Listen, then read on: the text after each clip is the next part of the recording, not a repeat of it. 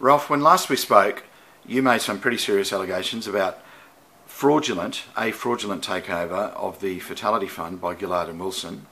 I agree with what you've said about it, having looked at the documents.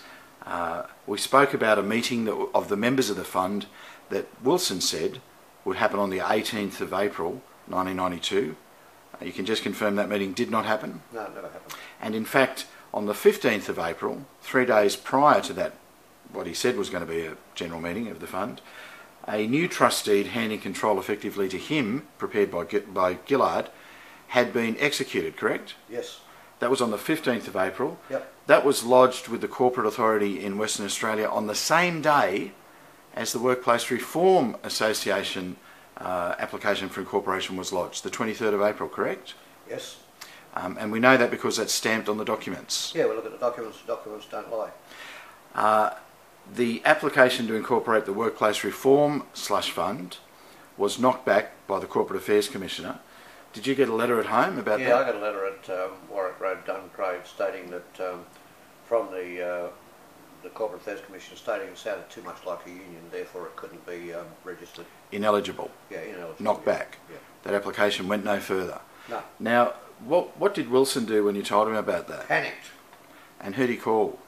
Oh, he called Gillard. And what did she do? Well, she jumped on a plane and came to WA.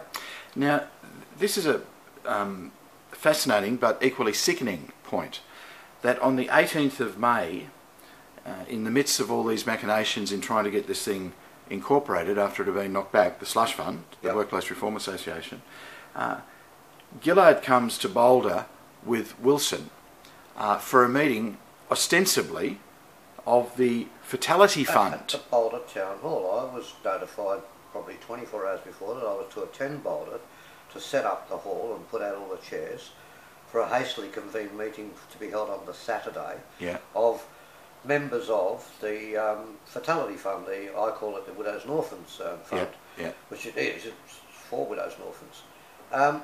Probably a dozen members turn up. I set up the chairs.